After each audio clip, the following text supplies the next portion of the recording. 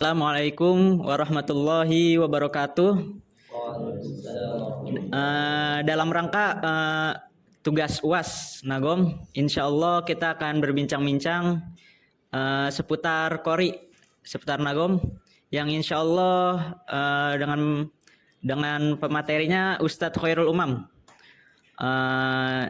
Insya Allah beliau Qori nasional bagus. Langsung aja nih Ustadz. Oh iya benar. Langsung aja kita. Apa sih itu ilmu nagom? Apa sih itu ilmu nagom? Oke, sebelum saya menjelaskan apa itu ilmu nagom, saya pengen menyapa teman-teman semua, Agim, Aziz, Ardiansyah, sama Faruk ya, dan teman-teman sahabat people di rumah juga yang sedang nonton. Mudah-mudahan beberapa menit ke depan ada ilmu yang bisa saya share ke teman-teman semua. Oke. Membahas tentang ilmu nagom itu merupakan mungkin ada beberapa sahabat people di rumah yang mungkin kurang familiar dengan istilah ilmu nagom itu. Tapi mungkin bagi kita anak-anak yang kuliah di PTIK itu sudah tidak ayal lagi, nah harus tahu dan paham gitu apa itu ilmu nagom gitu. Nah, teman-teman di rumah, ilmu nagom itu adalah ilmu seni baca Al-Quran. Nah, kalau kita misalnya yang sebelumnya belajar tentang tajwid yang merupakan salah satu syarat di dalam membaca Al-Quran, ada fasoha dan ada berbagai macam aneka ragam kiroat. Nah, sekarang ada yang namanya ilmu nagom, yaitu ilmu seni baca Al-Quran yang bagaimana caranya membaca Al-Quran dengan indah, dengan seni, dengan estetika gitu. Jadi bukan hanya seni-seni yang absurd dan abstrak di luar sana, tapi membaca Al-Quran juga ada seninya. Nah, ilmu nagom itu ada 7 nagom yang mutawatir yang langsung diajarkan oleh Rasulullah dan para sahabatnya. Yang pertama itu ada nagom bayati. Nagom bayati ini merupakan nagom yang wajib dibacakan oleh para qori ketika tampil di MTQ atau ajang STQ. Nah, yang kedua itu ada makom hijaz. Orang bilang itu ada makom, ada langgam, ada nagom, sama aja sebutannya atau lagu gitu. Yang kedua hijaz, yang ketiga nahawan, yang keempat itu ros, yang kelima sobah, yang keenam jiharkah, yang ketujuh sikah. Itu merupakan 7 lagu yang mutawatir yang bersanad langsung dari Rasulullah dan para sahabat hingga ke kita saat ini. Itu. Oke, lanjut ke pertanyaan kedua, Jis. Yang ingin saya tanyakan di sini adalah prestasi Ustadz itu apakah pernah Ustadz menjuarai internasional, nasional ataupun provinsi? Oke, baik. Pertanyaannya cukup really hard buat saya, kayak sangat tricky gitu pertanyaan seperti ini nih. Sebenarnya saya mau bilang saya berprestasi enggak, tapi sedang proses belajar. Alhamdulillah Allah kasih kesempatan mulai dari dulu. Saya masih kecil, alhamdulillah dari umur 10 tahun nih kalau nggak salah, 2011 udah mulai masuk ke dunia MTQ. Orang bilang anak-anak MTQ itu dunia MTQ gitu. Meskipun bukan karir ini ya, bukan sebuah pekerjaan, alhamdulillah sampai sekarang Allah masih beri kesempatan untuk terus aktif di dunia MTQ gitu. Dulu mungkin awal-awalnya ketika pertama-tama ikut MTQ itu ya itu tujuannya mungkin untuk juara lah, karena pengen senang dipuji, senang disanjung orang ketika juara gitu. Nama kita dikenal orang itu adalah sebuah yang tidak mungkin bisa dipungkiri dari kita selaku manusia ya. Ketika disanjung kita senang, ketika dikenal orang kita senang gitu. Mungkin dulu awal-awal ketika ikut MTQ itu gitu, tujuannya untuk dikenal, untuk nge-branding personality ke orang-orang di luar sana gitu. Tapi dewasa ini ketika sudah merasakan manis pahitnya MTQ gitu, lebih ngalir aja sih, kayak lebih ke cari pengalaman aja, lebih belajar bagaimana caranya improvement ngajinya, menambah skill baca Qur'annya, dan menambah solidaritas dengan teman-teman di luar sana. Itu kan adalah pengalaman yang tidak bisa dibayar dengan apapun. Jadi bersyukur-syukur kalau juara, tapi kalau enggak ya juga nggak apa-apa. Mungkin emang bukan bukan waktunya, dan mungkin masih banyak yang perlu kita pelajari, perlu kita benahi, dan banyak orang di luar sana yang lebih bagus daripada kita gitu. Jadi untuk prestasi saya alhamdulillah untuk sejauh ini sih masih melancong di dunia nasional aja sih, di event-event nasional gitu. Alhamdulillah gitu. Tapi kalau untuk ke internasional mungkin next ya, mohon doanya dari teman-teman semuanya. Mudah-mudahan ada kesempatan itu untuk bisa mewakili Indonesia di ajang internasional gitu. Jadi selama ini masih di ajang-ajang nasional aja. Tapi katanya itu ada juga yang menguatkan mental gitu tentang MTQ. Oh iya benar, karena kita merupakan eh, makhluk yang tidak terlepas dari tekanan gitu ya. Jadi kita harus menjaga mental health kita, menjaga psikolog kita. Makanya tentu banyak dorongan dan banyak motivasi yang bisa menguatkan kita untuk terus prima dan semangat di dalam belajar ilmu nakom dan ilmu-ilmu yang berkaitan tentang Al-Quran, baik di dunia MTQ mau untuk MTQ atau enggak. Karena harus ingat bahwasanya mengaji itu bukan untuk MTQ, tapi MTQ untuk mengaji. Gitu. Oh Ustaz, iya benar. menurut Ustaz, manfaat mempelajari ilmu nagom itu apa? Manfaat. Oke, manfaat ilmu nakom tentu sangat banyak manfaatnya ya teman-teman ya. Jangan kira ilmu nakom itu kita abaikan sehingga kita merasa tidak perlu, tidak.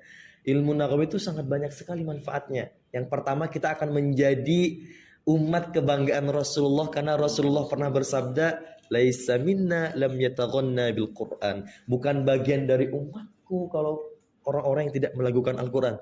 Sampai seperti itu, sehingga kita selaku Muslim people nih, terutama anak-anak PTQ harus aware gitu, harus sadar dengan kepentingan belajar ilmu Al-Quran itu, ilmu nakom Al-Quran lebih tepatnya. Karena kenapa? Karena kita akan menjadi kebanggaan umat-umat Rasulullah gitu. Akan Rasulullah bangga kepada umat-umatnya yang melakukan Al-Quran. Melakukan istilahnya bukan dengan lagu-lagu Jawa, lagu Madura, lagu Sumatera, lagu Sulawesi, bukan, atau lagu Kalimantan, tidak. Tapi dengan lagu-lagu yang 7 tadi itu, yang lagu-lagu yang mutawatir, yang bersanad langsung dari Rasulullah dan para sahabat. Tujuannya itu untuk memperindah bacaan Quran, sehingga ketika orang-orang di luar sana yang tidak tahu apa itu nakom Al-Quran, penasaran dan ingin belajar, tertarik untuk belajar ilmu nakom Al-Quran. Kan kalau kita baca Qurannya indah, kan orang-orang jadi seneng gitu ya. Kita sendiri seneng, orang-orang yang mendengarkan seneng. Jadi ngajinya tidak lurus-lurus aja gitu. Maka penting itu untuk belajar ilmu nakom Al-Quran. Itu ya. Siap. Oke, next. Ada lagi pertanyaannya? Lanjut ke ngaji kan? Enggak, terakhir ya. Tuh. Untuk motivasi bagi penonton yang pemula atau yang ingin belajar ilmu nagom, Ustaz, ada motivasi nggak atau saran-saran supaya jago kayak Ustaz? Iya, maksudnya jangan jago seperti saya. Oke, ini motivasi buat teman-teman di luar sana ya, yang mungkin belum aware atau belum mengenal ilmu nakom Al-Quran itu. Kalau teman-teman yang di sini juga ingin terus istiqomah belajar ilmu nakomnya, motivasinya ini sebenarnya lebih ke kesadaran diri nggak sih? Kita butuh nggak gitu ilmu nakom Al-Quran? Kalau kita butuh, pasti kita akan mencari itu. Karena kita akan mencari apa itu kebutuhan kita. Oke, yang kedua kan mungkin untuk teman-teman yang di sini yang baru masuk PTIQ, kan kita di asrama dulu nih, ada pelajaran matkul ilmu nakom, ada juga ekskulnya di masjid yang biasanya setiap malam Kamis itu ada ilmu nakom.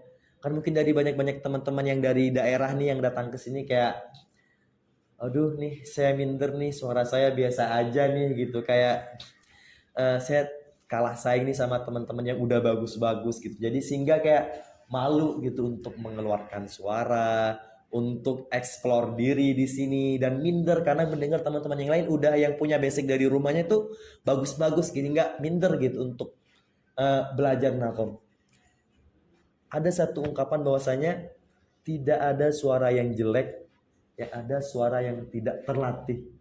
Tolong ya diingat ya teman-teman, bahwasanya semua suara yang Allah berikan kepada makhluknya itu bagus. Kan ada yang pernah mendengar gak sih bahwasanya tidak ada yang suara yang jelek kecuali suara keledai. Jadi itu yang dikecualikan sama Allah itu cuma keledai gitu. Jadi seluruh suara umat manusia itu bagus. Yang terpenting adalah mau atau enggak. Mau atau enggak. Gitu kan. Kalau mau pasti belajar dan harus ada gurunya. Nah dari situlah berangkat dari motivasi itu mudah-mudahan teman-teman menjadi termotivasi untuk belajar ilmu nagom Al-Quran. Ya, seperti itu ya teman-teman. Kita akan lanjut. Saya mau bertanya nih Ustadz. Ustadz bisa ngasih contoh nggak dari lagu Nahawan? Mungkin teman-teman di rumah pada penasaran mau dengar lagu Nahawan atau Oke, surahnya mau surah apa nih? Surah Ad-Duha aja. Surah Al-Duha. Oke. Siapa yang pegang ini? Oke, makom Nahawan ini teman-teman mau sekalian praktek apa gimana? Atau saya baca sendiri? Nanti kita Ngikutin ya. Oke, teman-teman. Sahabat people bisa mudah-mudahan ini bermanfaat ya buat teman-teman. Saya mencontohkan ini lagu Nahawan. Oke, di surah Al-Duha ya teman-teman bisa buka Qurannya sambil praktek juga nanti sama teman-teman yang ada di sini. A'udzu billahi minasy syaithanir rajim. Ayo 1 2 3. A'udzu billahi minasy syaithanir rajim. Bismillahirrahmanirrahim. Yuk, 1 2 3.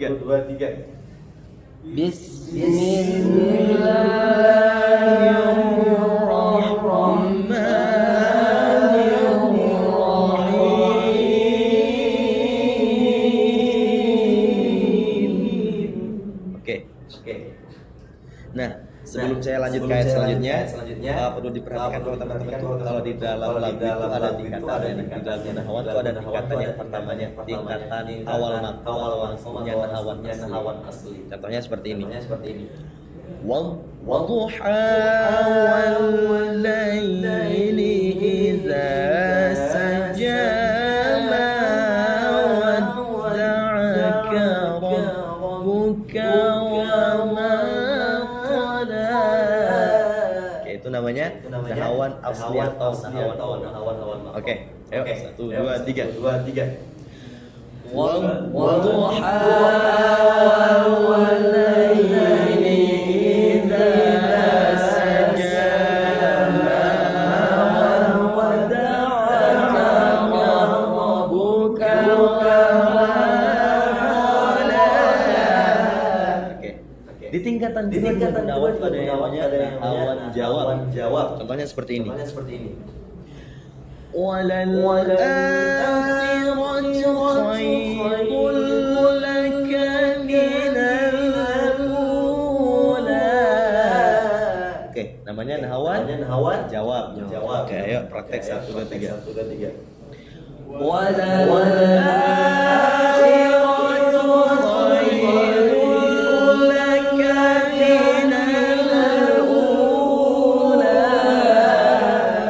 Oke, tingkatan terakhir dari lagu Nahawan yaitu Nahawan jawab. Contohnya seperti ini. Walal akhiratu khairul laka minal ula wala sawfa yu'tika rabbuka fatarda. Oke, namanya Nahawan jawab. Oke. Yuk, 1 2 3.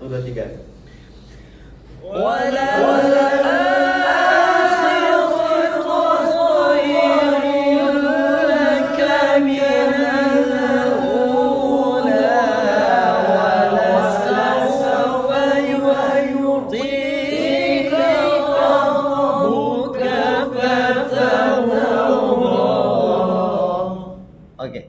Shadaqallahul azim.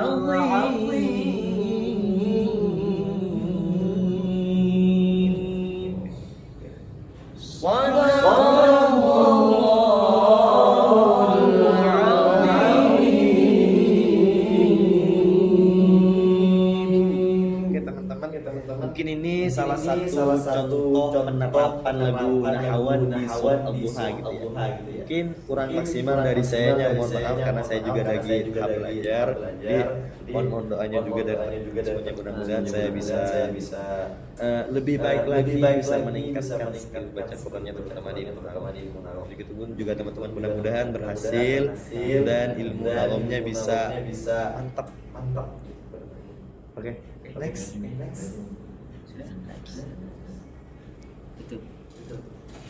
Oke, closing statement. Oke teman-teman, gimana dengan pemateri kami? Sangat baik, alhamdulillah. Ustadznya, insya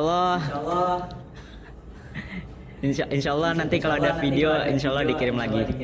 Mungkin itu aja dari kami ya untuk UAS Naghom kita. Insya Allah nanti kalau ada video ada lagi lah.